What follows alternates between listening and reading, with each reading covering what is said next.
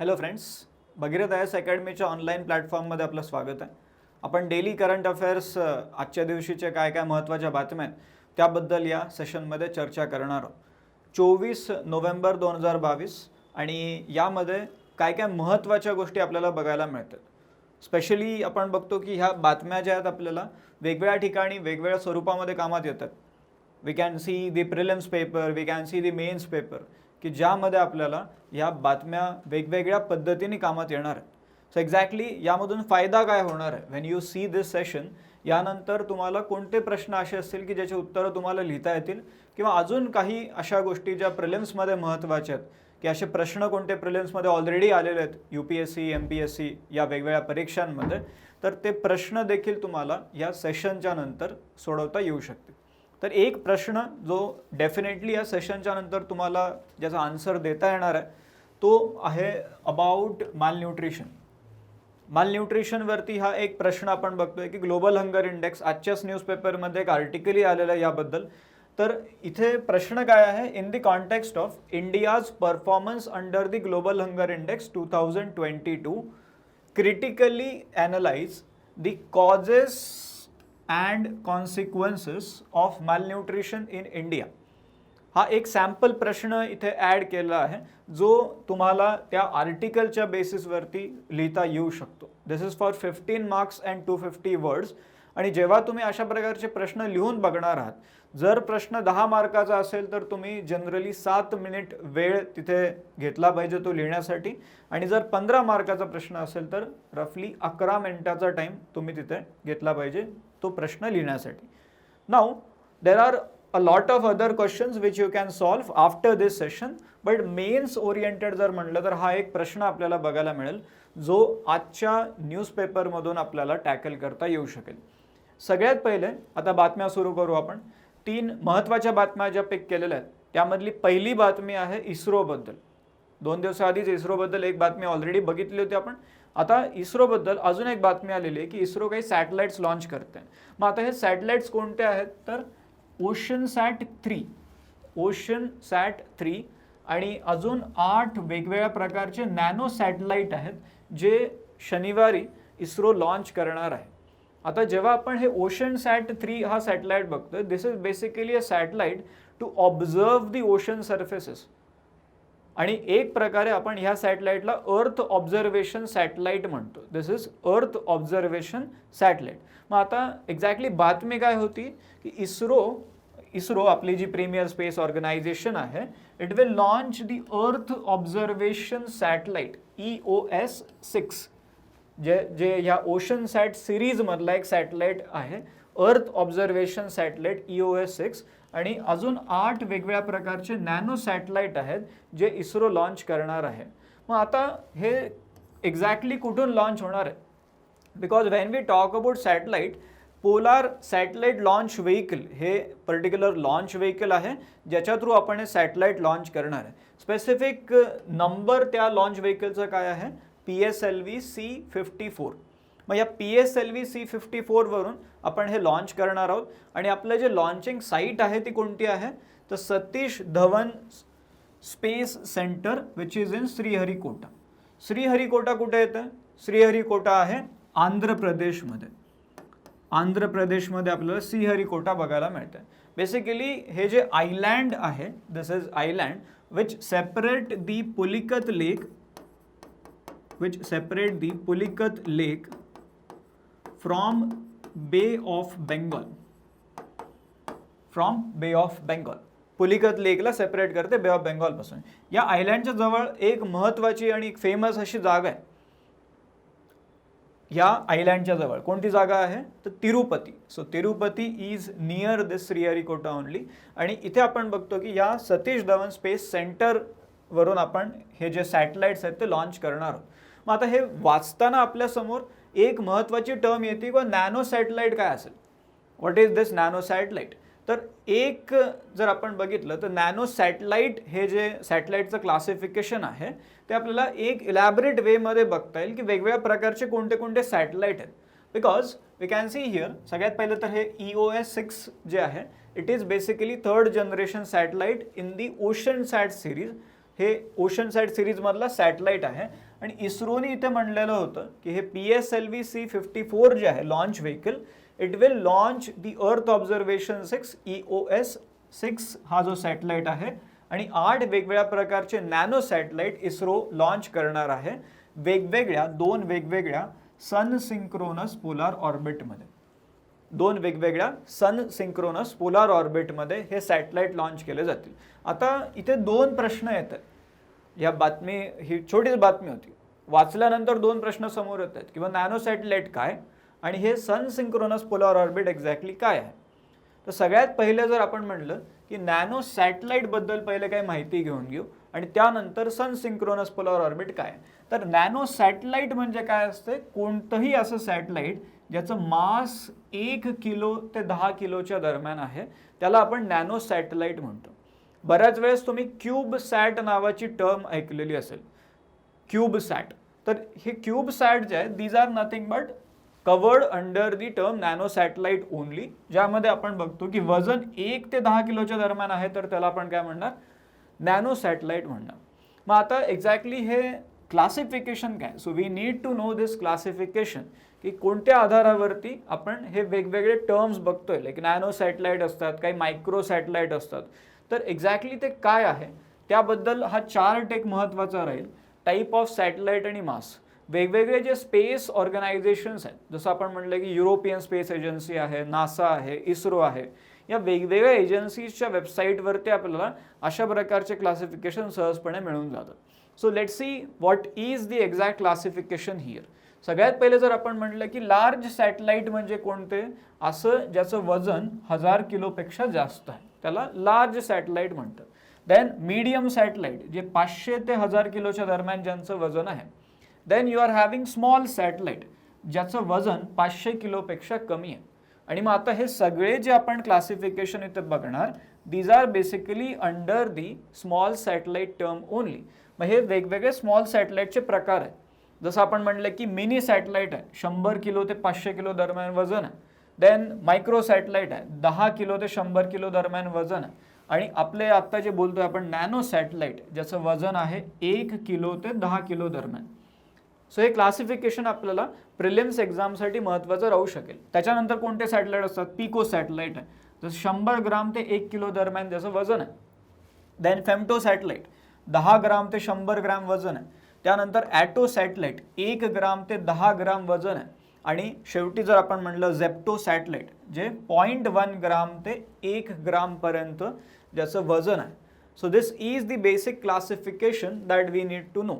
आता पुढचा प्रश्न येतो की हे सन सिंक्रोनस पोलार ऑर्बिट म्हणजे काय. आणि त्याआधी अजून एक प्रश्न येतो की आपले पोलार ऑर्बिट एक्झॅक्टली काय आहेत. बेसिकली आपण दोन प्रकारचे ऑर्बिट बघू शकतो. आणि आता हे बोलताना सगळ्यात पहिले शब्द आपल्याकडून काय येतोय की ऑर्बिट. मग ऑर्बिट काय असते, सगळ्यात पहिला प्रश्न तर तो राहील की ऑर्बिट काय आहे. ऑर्बिट म्हणजे काय की एक असा समजा आपण म्हटलं की हे सूर्य आहे आणि ही पृथ्वी आहे. सो पृथ्वी जी आहे ते सूर्याभोवती एका ऑर्बिटमध्ये फिरते.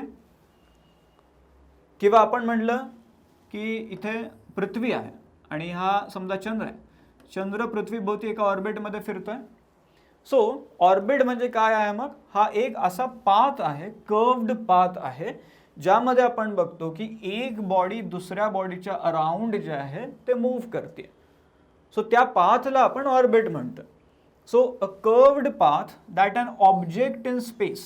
मग कोणताही ऑब्जेक्ट राहू शकतो. It can be star, it can be planet, it can be moon जे आपण आत्ता बोलत होतो. इवन ॲस्टेरॉइड किंवा स्पेस क्राफ्ट पण आपण म्हणतोय, जे सॅटेलाइट्स आपण लॉन्च करतोय. हे सगळे जे आहेत ज्या रस्त्याने मूव्ह होत आहेत, ज्या पाथनी मूव्ह होत आहेत त्याला ऑर्बिट म्हणतात. So this is the curved path that an object takes around another object. आणि हे का बरं असं होतं, because you are entering into the gravitational field of that particular celestial body, की ज्यामुळे हे ऑब्जेक्ट्स जे आहेत ते अशा पद्धतीने मूव्ह करतात.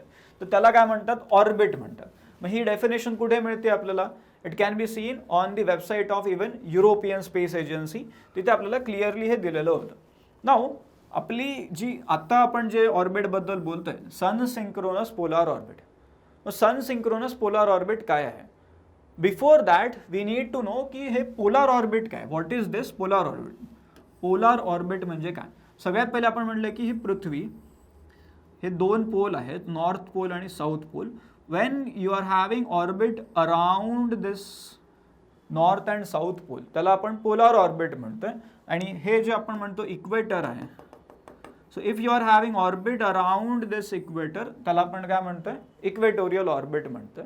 सो पोलार ऑर्बिट मग का बरं कामाची आहे, because when you talk about this equatorial orbit, यामध्ये जे सॅटेलाइट रिव्हॉल्व करत राहणार आहेत ते अर्थच्या ऑलमोस्ट मेजर पार्टला कव्हर करतात.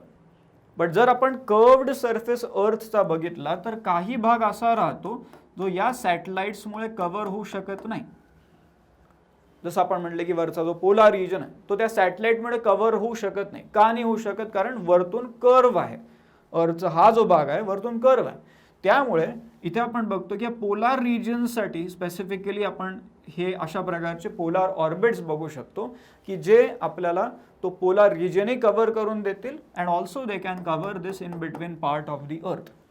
मग आता हे जे सन सिंक्रोनस पोलार ऑर्बिट म्हणजे काय, तर इथे आपण जर बघितलं तर सॅटेलाइट जे आहेत, जसं नाव आपल्याला इथे सांगतंय की सॅटेलाइट्स काय करतायत, मग सूर्यासोबत सिंक्रोनाइज होत आहेत. सूर्यासोबत सिंक्रोनाइज होत आहेत, सन सिंक्रोनस आपण जे म्हणतो. So satellites in this orbit travelling over the polar regions are synchronous with the sun. मग याचा अर्थ काय होतो, समजा आपण म्हणलं की एक जागा आहे, पृथ्वीवरची कोणती जागा पकडा, समजा आपण म्हटलं पुणे आहे. सो आज आता समजा आपण म्हटलं 1 वाजत आलेलं आहे किंवा 2 वाजतं, किंवा तुम्ही ज्या वेळेस हा व्हिडिओ बघत असाल 5 वाजलेले समजा. पण 5 वाजता आपण म्हणलं की आज पुण्यामध्ये 5 वाजता पुण्याच्या एक्झॅक्ट वरती हा सॅटेलाइट होता. कोणता, या सन सिंक्रोनस पोलार ऑर्बिट मधला. तर उद्या एक्झॅक्टली त्याच वेळेस 5 वाजता हा सॅटेलाइट पुन्हा एकदा पुण्याच्या वरती असेल. असं का होतं, because satellite is synchronous with the sun.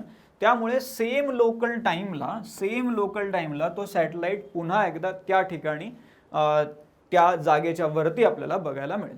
So synchronous with the sun याचा अर्थ काय होतोय की they are synchronised to be always in the same fixed position relative to the sun. So relative to the sun satellites जे आहेत ते त्याच पोझिशनमध्ये आपल्याला बघायला मिळतात. आणि याचा अर्थ जर आपण म्हटलं, आणि हे एकदम सोप्या भाषेमध्ये कुठे बघायला मिळतं आपल्याला, this is given on the website of European Space Agency. त्यामुळेच त्यांनी हे एक्झाम्पल देताना पॅरिसचं एक्झाम्पल तिथे दिलेलं. So this means that the satellite always visit the same spot at the same local time. This is the meaning of this sun synchronous polar orbit. For example, passing in the city of Paris, आपण पुणे घेऊ, every day at noon exactly.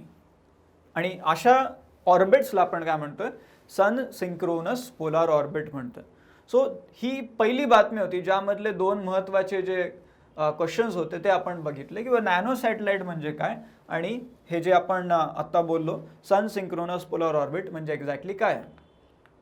Now let's talk about the second important news, जो आपला मेन्सचा question जिथून cover होणार आहे. This is the editorial which you can see in today's the Hindu. आणि हे मालन्यूट्रिशन बद्दल आपल्याला बघायला मिळते. So the title of that editorial was fixing India's malnutrition problem. मग आता सगळ्यात पहिला प्रश्न येतो किंवा मालन्यूट्रिशन म्हणजे काय. मालन्यूट्रिशन जेव्हा आपण म्हणतो MAL मालन्यूट्रिशन. सो मालन्यूट्रिशन म्हणजे एक्झॅक्टली काय, किंवा न्यूट्रिशन कमी झालंय का न्यूट्रिशन जास्त झालंय किंवा न्यूट्रिशन नाहीच आहे. सो एक्झॅक्टली मालन्यूट्रिशनचा अर्थ काय होणार. आपण आता जे बोलतोय this is exactly the UPSC prelims question. UPSC मध्ये हा प्रश्न विचारून झालेला आहे. किंवा मालन्यूट्रिशन म्हणजे काय, एखादा व्यक्ती जो आहे तो एकदमच त्याच्यामध्ये न्यूट्रिशनची कमतरता झालेली आहे, तर तो मालन्यूट्रिशनचा शिकार आहे का. येस. समजा एखादा व्यक्ती जो आहे तो ओबेसिटीमुळे परेशान आहे, समजा ओबेसिटी, ओव्हर न्यूट्रिशन झालेलं आहे, over intake of the nutrients, तर तो व्यक्ती मालन्यूट्रिशनचा शिकार आहे का. Yes. So malnutrition means something which is not a proper nutrition. मग त्यामध्ये आपण बघू शकतो it can cover under nutrition, also it can cover over nutrition.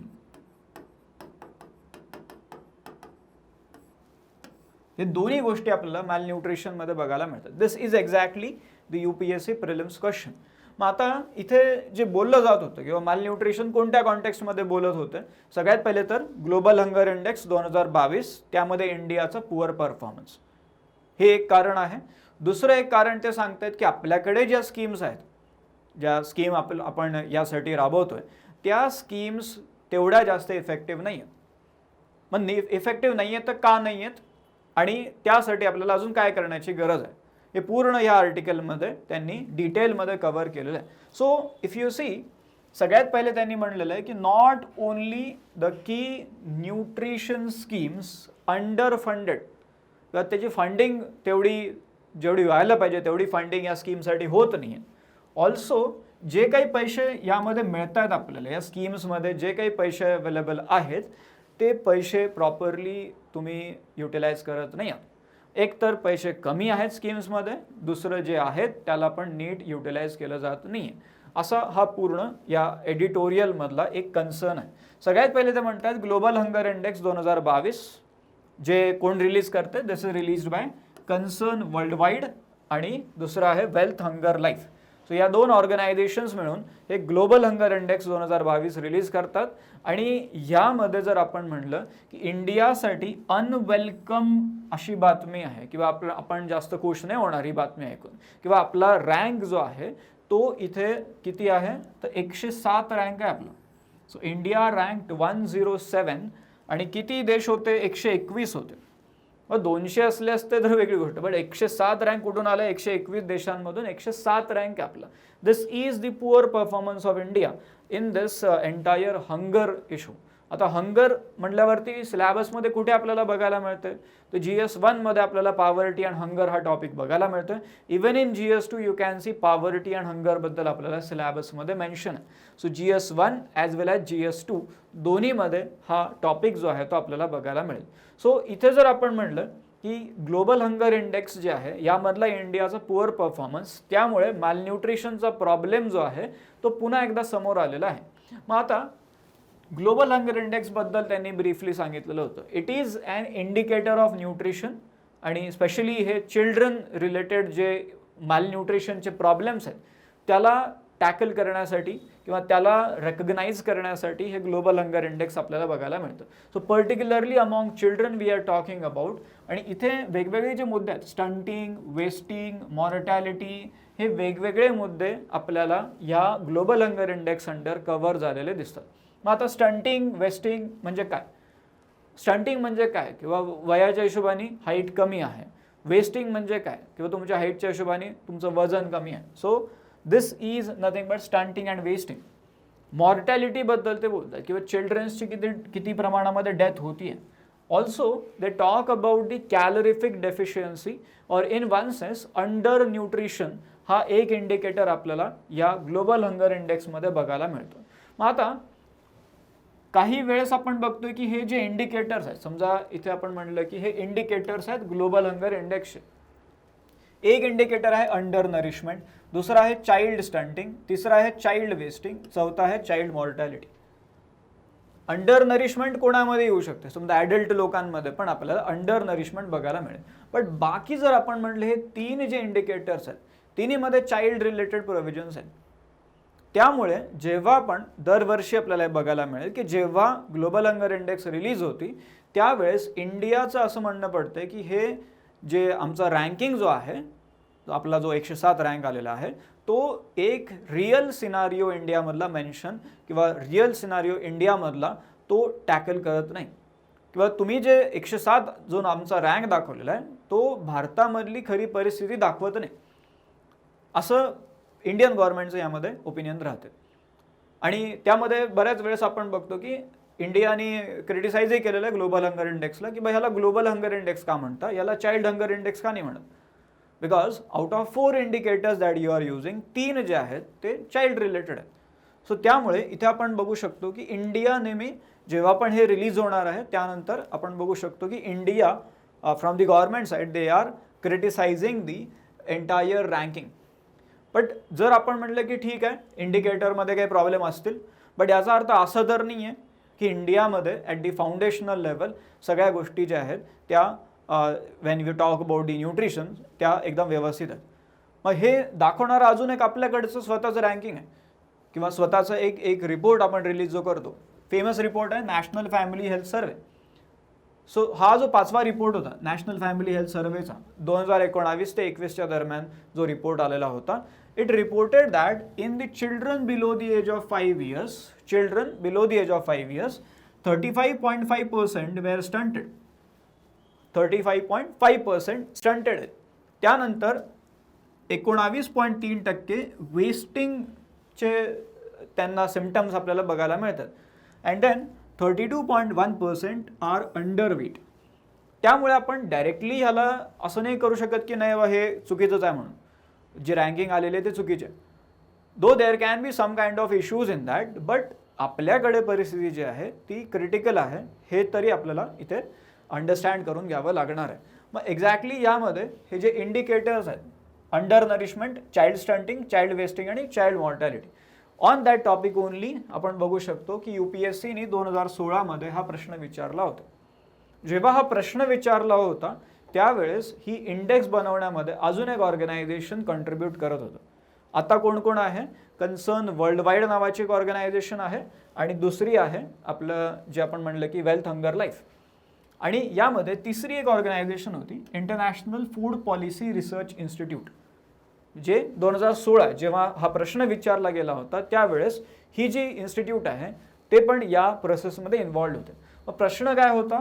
Which of the following is or are the indicators used by international food policy research institute to compute the global hunger index report.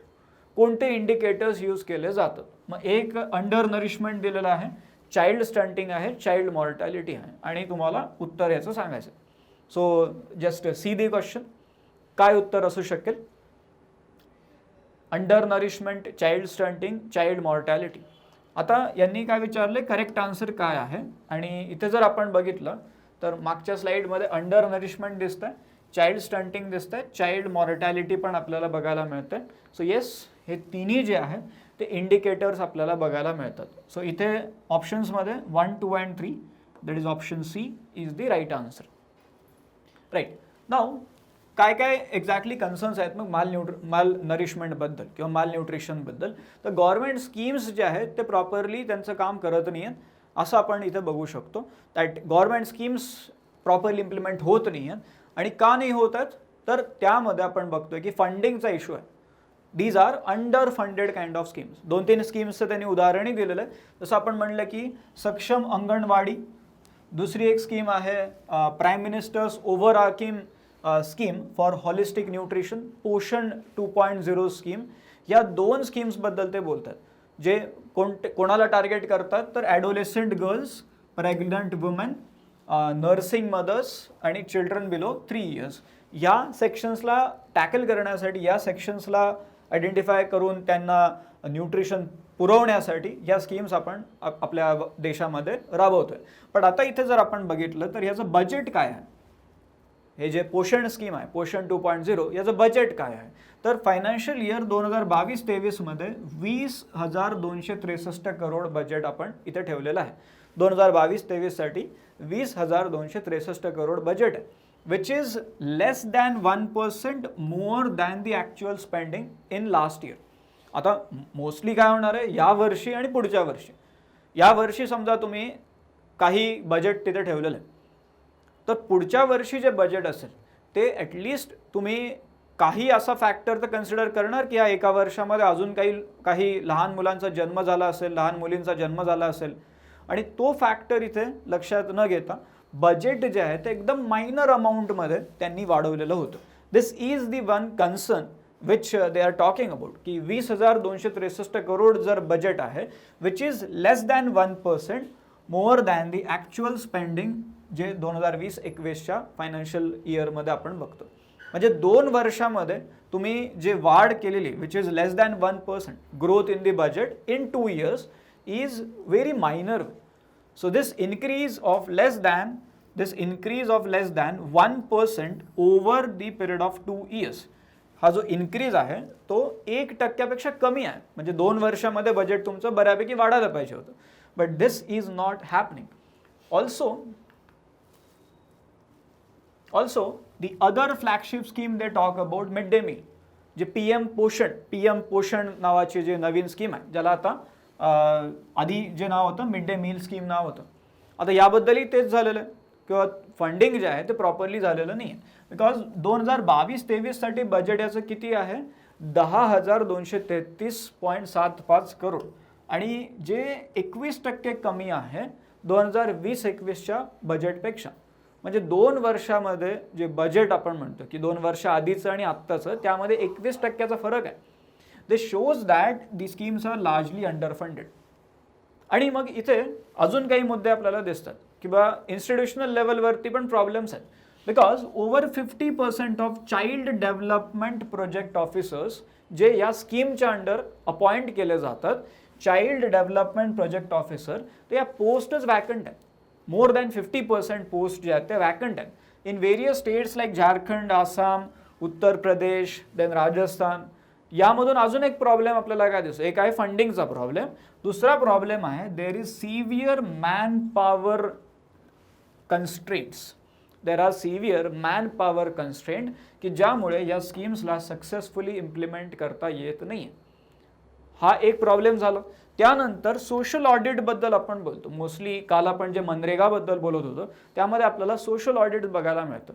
Social audit म्हणजे काय की लोकांनीच यामध्ये एक participate केलेलं आहे आणि लोक त्या स्कीमचा परफॉर्मन्स काय आहे याबद्दल स्वतःचे इनपुट्स देत आहेत. मग सोशल ऑडिट जर आपण बघितलं ह्या स्कीममध्ये सोशल ऑडिट, तर these are mean to allow for community oversight over the quality of service that you are getting in the particular scheme. But ह्या सोशल ऑडिट्समध्ये आपण बघतोय की हे रुटीनली सोशल ऑडिटही कंडक्ट केले जात नाही. We are talking about this mid day meal किंवा आता जे नवीन नाव आहे पीएम पोषण, यामध्ये सोशल ऑडिट्स पण रुटीनली कॅरी आउट केले जात नाही. मग आता याला सोल्युशन काय असेल, what can be solution for this problem. एक सोल्युशन आपण असं बघू शकतो की ठीक आहे, पण न्यूट्रिशनची कमतरता आहे, तर प्रत्येक व्यक्तीच्या अकाउंटमध्ये आपण काही पैसे ट्रान्सफर करून या प्रॉब्लेमला सॉल्व्ह करू शकतो का. मग एक जर आपण म्हणलं किंवा cash transfer can be one solution. जेव्हा आपण डिजिटल ट्रान्सफॉर्मेशनच्या या एरामध्ये आहोत त्यामध्ये आपण कॅश ट्रान्सफर्स जे आहेत ते इफेक्टिव्हली करू शकतो. बट याचा किती फायदा होणार, because when you transfer the cash, आपण एक म्हणू शकतो की एखाद्या घरामध्ये पैशाची कमतरता होणार नाही हे एन्श्योर होऊन जाईल. समजा पैसे तुम्ही ट्रान्सफर केले, पण त्यामुळे आपण असं म्हणू शकतो का की न्यूट्रिशन जे आहे ते इम्प्रूव्ह होईल. तर हे आपल्याला प्रूव्ह करणारा असं काही एव्हिडन्स आपल्याला क्लिअर कट दिसत नाही. कॅश ट्रान्सफर केले आणि न्यूट्रिशन सडनली इम्प्रूव्ह झालं, that is one concern. So cash transfer seem to be that favoured solution की वेगवेगळ्या सोशल सेक्टर इंटरव्हेन्शन्समध्ये आपण कॅश ट्रान्सफर जे आहे ते डायरेक्टली अकाउंटमध्ये करू शकतो. This can be helpful in health and nutrition sector. But हे जे आहे कॅश ट्रान्सफर हे जे सोल्युशन आहे हे फक्त एकच सोल्युशन आहे असं नाही बघता येणार आपल्याला, किंवा तुम्ही पैसे पाठवले आणि झालं का, असं नाही होणार आहे. So you need to do something more in this. So concern यामध्ये काय आहे, that the evidence of the impact of cash transfer on child nutrition in India is limited. While you can see cash transfer improve the household food security, किंवा घरी अन्न येईल हे ensure करू शकता तुम्ही, but it does not necessarily means की ते जे अन्न आहे ते हायली न्यूट्रिशियस प्रकारचं अन्न असेल हे एन्श्योर थोडी होणार आहे त्याने.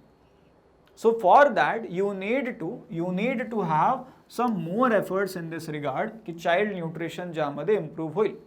मग आता there are some other factors also, किंवा एक तर आहे व कॅश ट्रान्सफर तुम्ही म्हणलं की आम्ही सगळ्या व्यक्तींच्या अकाउंटमध्ये पैसे ट्रान्सफर करून देतो, but there are some other social factors also. किंवा घरामध्ये एक मुलगा आहे आणि मुलगी आहे आणि जर प्रॉपर न्यूट्रिशन प्रोव्हाइड करण्याची वेळ आली तर असं होतं आहे कधी कधी की जे सन प्रेफरन्स आपण म्हणतो त्यामुळे घरामध्ये समजा आपण म्हटलं तर मुलाला न्यूट्रिशियस फूड जाईल, मुलीला नाही जाणार, अशी शक्यताही होऊ शकते. So this can be the existing social factor जो यामध्ये प्रॉब्लेमॅटिक राहू शकतो. So there are social factors like son preference which sadly continues to prevalent in India. आणि ह्याचा आपल्या मॅलन्यूट्रिशनच्या कन्सर्नवरती इन्फ्लुएन्स आपल्याला बघायला मिळू शकतो. It can have influence on the household level decisions when responding to the nutrition needs of son and daughter. So हा social factor पण आपल्याला इथे बघायला मिळेल. मग यासाठी काय गरजेचं आहे तर आपल्याला एक कॉम्प्रिहेन्सिव्ह सोशल एज्युकेशन प्रोग्राम लागेल, ज्यामध्ये समाजामध्ये ती अवेअरनेस स्प्रेड करण्याची गरज आपल्याला लागेल की फक्त कॅश आहे आणि कॅश ट्रान्सफर हा जो आहे एक सोल्युशन आहे. Yes, it is one of the solution, but is not the only solution, जे या आर्टिकलचं ओपिनियन आहे. किंवा तुम्ही कॅश ट्रान्सफर करणार, but at the same time you need to have this comprehensive social education programme. पुढे ते म्हणतायत की या पूर्ण प्रॉब्लेममध्ये जर आपण बेसिक्सला परत आलो तर ह्या पूर्ण प्रॉब्लेममध्ये दिसेल की कारणं काय काय आहेत, मॅलन्यूट्रिशनचे काय काय कारणं आहेत. तर एक जे आहे आपण बघतोय की it persist due to depressed economic conditions in large parts of the country, ज्यामुळे कॅश ट्रान्सफर्स करणं महत्त्वाचं ठरते. Then the poor state of agriculture in India, then persistent level of unsafe sanitation practices etc.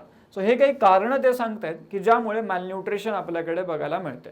मग आता इथे poor state of agriculture जेव्हा आपण म्हणतोय त्यावेळेस आपण बघतो की येस, मॅलन्यूट्रिशन जे आहे, समजा आपण म्हटलं की शेती एकदम भरभराटीमध्ये आपण शेतीला बघतोय आणि त्यामध्ये फूड सिक्युरिटी प्रॉब्लेम सॉल्व्ह होऊ शकेल किंवा मोठ्या प्रमाणामध्ये धान्य उपलब्ध झालं, बट जो मॅलन्यूट्रिशनचा प्रॉब्लेम आहे तो कशाशी रिलेटेड आहे, तुम्ही जे फूड जे कन्झ्युम करताय त्यामध्ये तेवढ्या अमाऊंटमध्ये न्यूट्रिशन अवेलेबल आहेत का.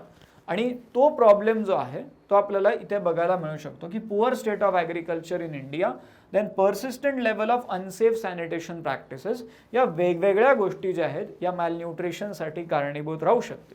ऑल्सो यामध्ये मग आपण जे सुरुवातीला बोलत होतो की सरकारी स्कीम्स ज्या आहेत त्या इफेक्टिव्ह नाही आहेत.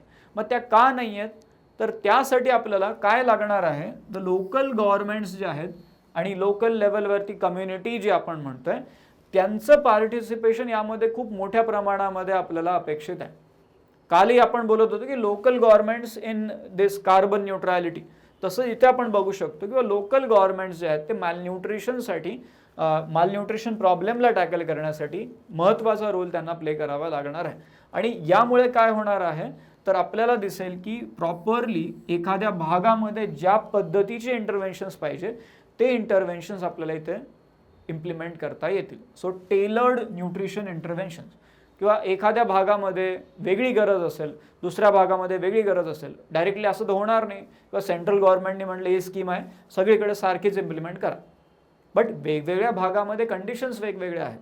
त्यामुळे त्या कंडिशन्स कोण चांगल्या पद्धतीने समजून घेऊ शकते, लोकल गव्हर्नमेंट किंवा त्या भागामधले लोक, आणि त्यामुळे त्यांचं इथे जे कॉन्ट्रीब्युशन आहे ते महत्त्वाचं राहणार आहे. अँड इन दी एंड कन्क्लुजनमध्ये ते म्हणतात that need of the hour is to make addressing child malnutrition the top priority of the government machinery.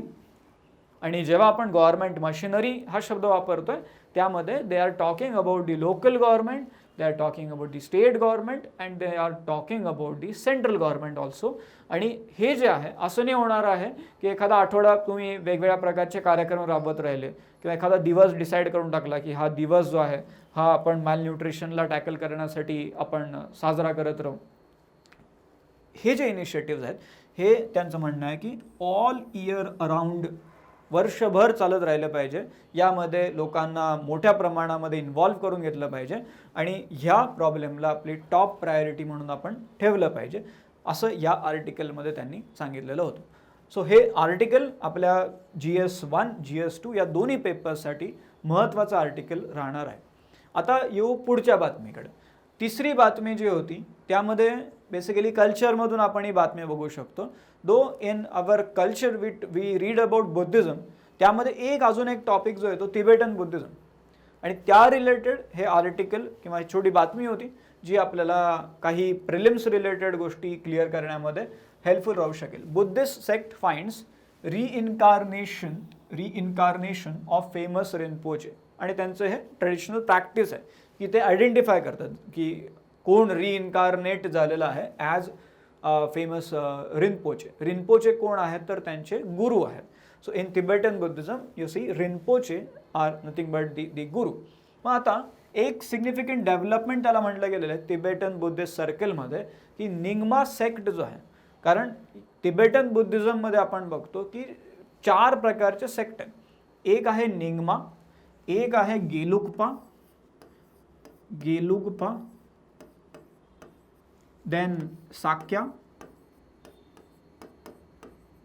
आणि काग्यू. सो हे 4 वेगवेगळे सेक्ट आपण स्कूल्स आपण तिबेटन बुद्धिझम मध्ये बघतो. त्यापैकी निंग्मा सेक्ट बद्दलची बातमी आहे. निंग्मा सेक्ट जो आहे या सेक्टमध्ये एका लहान मुलाला स्पिती नावाचा जो जिल्हा आहे हिमाचल प्रदेशमध्ये, त्या जिल्ह्यामधल्या एका लहान मुलाला रिइन्कार्नेशन म्हणून समजलं गेलेलं आहे ऑफ लेट गुरु टाकलुंग सेत्रुंग रिनपोचे, ज्यांना आपण तिबेटन बुद्धिझम मधले एक महत्त्वाचे गुरु मानतो. A scholar non for his knowledge of Tibetan तांत्रिक स्कूल. आणि मग ही जी बातमी आहे आपल्याला आपल्या कल्चरमध्ये एक महत्त्वाची बातमी आपल्याला ही बघायला मिळू शकते. आता रिनपोचेंबद्दल पहिले तर त्यांनी सांगितलेलं आहे की ते या लडाखच्या भागामध्ये जी टाकटोक मोनास्ट्री आहे, this can be asked in prelims exam. Taktok monastery इथे ते राहत होते रिनपोचे. आणि this guru Rinpoche one of the oldest मोनास्ट्रीमध्ये राहत होते. टाकटोक मोनास्ट्री जे आहे one of the oldest monastery, त्यामध्ये ते राहत होते, which belongs to this Nyingma sect. Basically हे 4 सेक्ट जे आपण बघतोय निंग्मा, गेलुग्पा, साक्या आणि काग्यू, यामध्ये हे जे निंग्मा जो आहे तो सगळ्यात जुना सेक्ट मानला गेलेला आहे. This is the most ancient kind of sect. मग फॉलोवर्स जे आहेत या सेक्टचे they are spread across Tibet, Bhutan, Ladakh, Sikkim and other Himalayan pockets. Mainly कोणते एरियाज आहेत? तिबेट आहे, भूतान आहे, लडाख आहे, सिक्कीम आहे.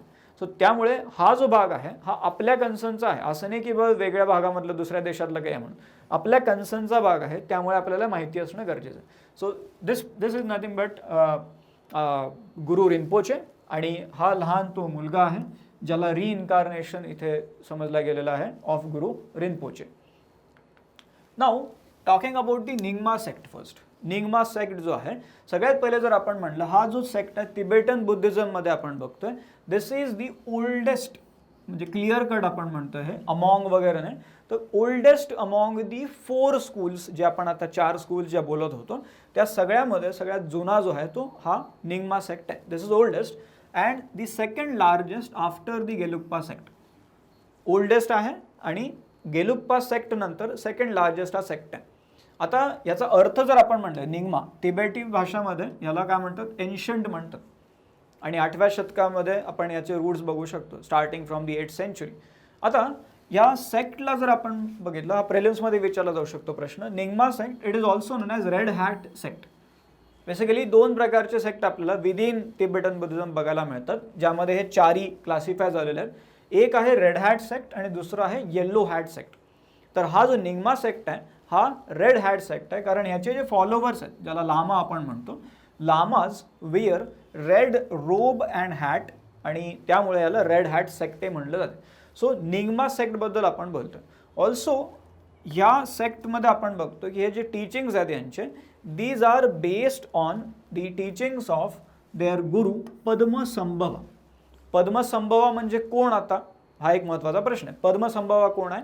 तर हे पद्मसंभवा म्हणजेच गुरु रिनपोचे आहेत आणि ह्यांच्या टीचिंगवरती पूर्ण हे जे सेक्ट आहे हा बेस्ड. आता आपल्याकडे आपण जे बघतो की हीनयाना, महायाना आणि तिसरा अजून एक महत्त्वाचा जो बघतो तो वज्रयाना बुद्धिझम आहे. So you can see this is extension of the Vajrayana practices, ज्यामध्ये ह्या टीचिंग्स आपण ज्या बघतोय these are using rituals, these are using symbols and tantric practices, जे वज्रयानाचं एक की थीम राहते. सो rituals, symbols and tantric practices जे आहेत याचा वापर करून निर्वाणा अचीव करता येऊ शकतो, असं या सेक्टचं बिलीफ आपण इथे बघू शकतो. So this is the news जे आपण तिबेटन बुद्धिझममध्ये ट्रेस करू शकतो अँड इन दॅट वे आपल्या कल्चरमध्ये ही बातमी महत्त्वाची राहू शकते.